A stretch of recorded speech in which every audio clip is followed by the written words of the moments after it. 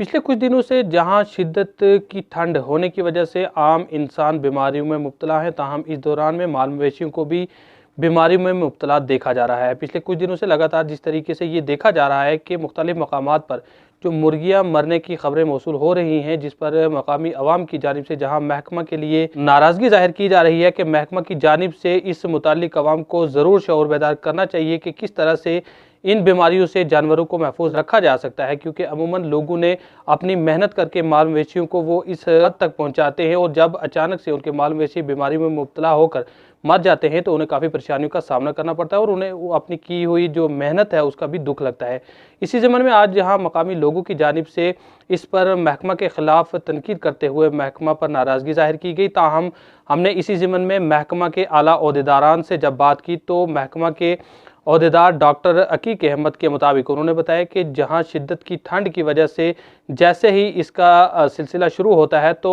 महकमा की जानिब से तमाम मकामात पर मुख्तलिफ जो भी सेंटर कायम किए गए हैं वहाँ पे ये पहले से ही मखसूस हदायत जारी कर दी गई हैं कि वो लोगों को इस मुतालिक शऊर बेदार करें।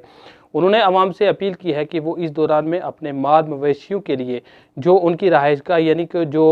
देसी ज़बान में अगर इसको बांडी कहा जाता है, अगर वो वहाँ पे गर्माइश रखेंगे और उन्हें सर्दी से बचाएंगे तो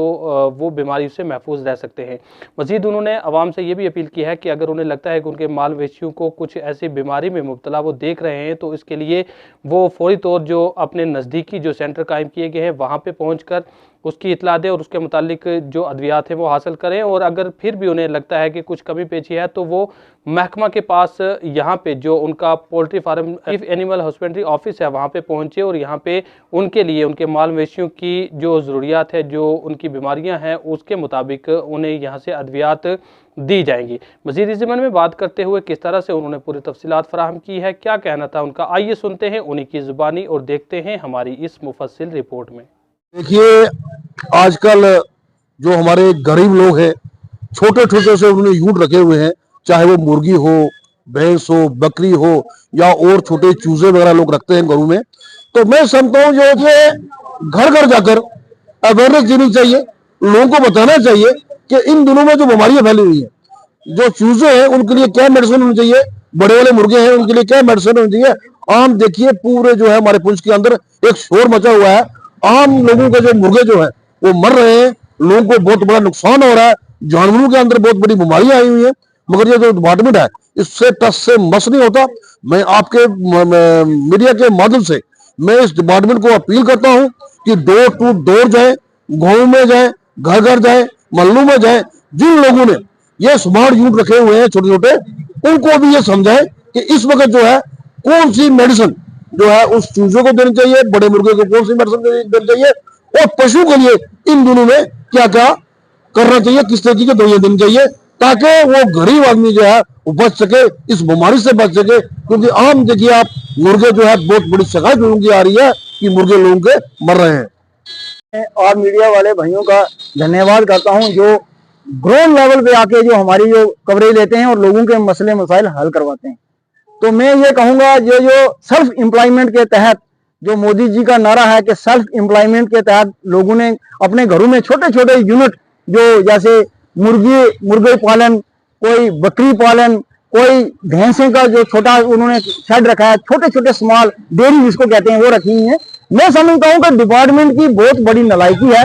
ये सर्दी का मौसम है, लोगों को एक घर तक जाना चाहिए,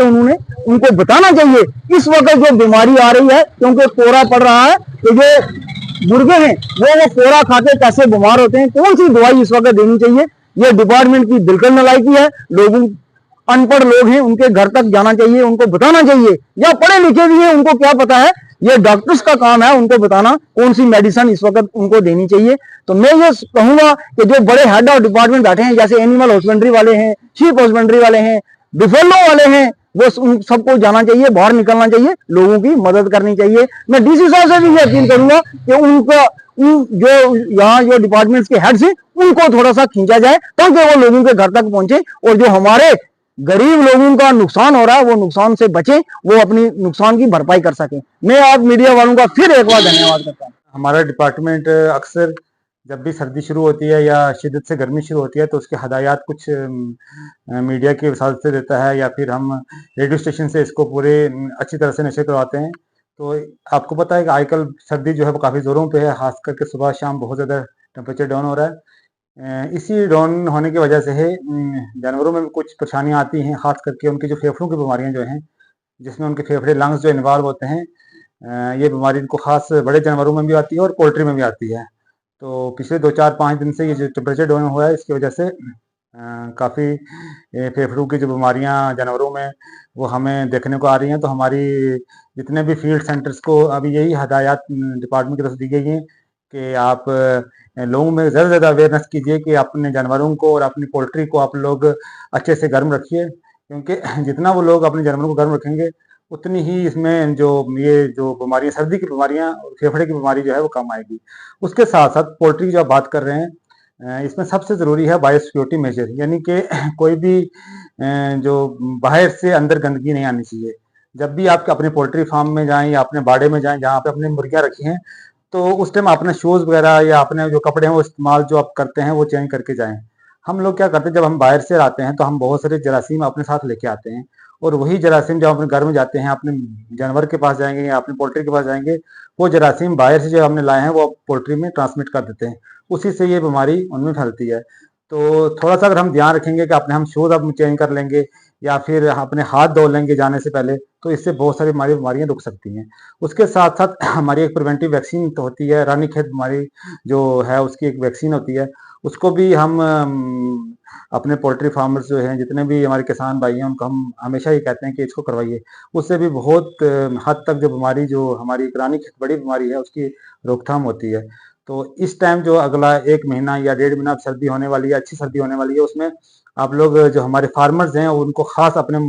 जानवरों का ध्यान रखना है कि उसमें गर्मी गर्मी यानी कि आपने ऐसा नहीं है कि बिल्कुल बंद करना है कि उसको वेंटिलेशन हवा ना हो, उसके हवा का इंतजाम रखना है, क्योंकि जानवरों को और पोल्ट्री को भी ऑक्सीजन चाहिए। हवा का इंतजाम रखते रखते जानवर की जो रहने की जगह है, बांडी है, उसको इस तरह से बंद रखना है कि डायरेक्ट जो ठंडी हवा वो भी न जाए, ताकि जो अंदर का जो टेम्परेचर है जानवरों की, जो बांडी का जो बाड़े का टेम्परेचर है वो अच्छा रहे, जिससे उसका अपना बॉडी टेम्परेचर वो मेंटेन कर सके। और